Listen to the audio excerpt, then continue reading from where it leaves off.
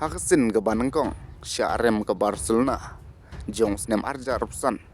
Hynrei kadang don pha ke jing kermen, kat ba ke PSG, kadayel ekai pha, batwan ugurasi, hak kerdan ke Banangkong jong ki player Afrikan, pan yot tep iya ke hat-trick, hak quarter final, jong ke Champions League.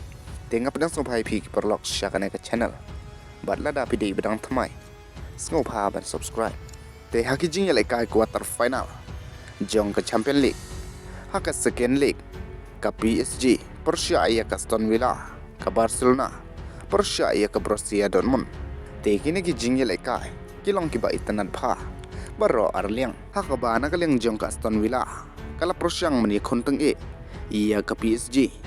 Bat watla kalala man pelim ya ke PSG. Hynrei kampat biang ya ka namar ke PSG. Kala lead ya ka haka first league. Te kena ke jingya lai kai la job dak Aston Villa da lail arkul. Hynrei habai khin haka aggregate ke PSG kala tam ya ka da san la saw. Bat kala rung semifinal kat ba kadang up ya ke Real Madrid la ne ke Arsenal. Bat walau gui rasi Ulio ban kerwit iya ke hat-trick. Persia iya ke Barcelona. Hynrei ke Nero kampat biang setia. Ban boy sya kata katong namar ke Barcelona ru. Kadehi ke tim ke Basatar. Bat ke Balio ban tep keput iya ke Dortmund. Hak ke first league.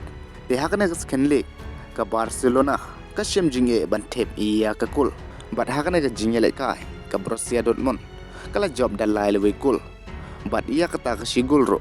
La tep dau player jong ke Dortmund. Hynrei habai king hak aggregate point ke Barcelona kala job dasan lalai. Bat mentah kala qualify sya ke semifinal. Hadin news nem nadu snem arjar kat kendai. Bat mentah kadang up semifinal iya ke Bayern lane ke Inter Milan kublai shibun.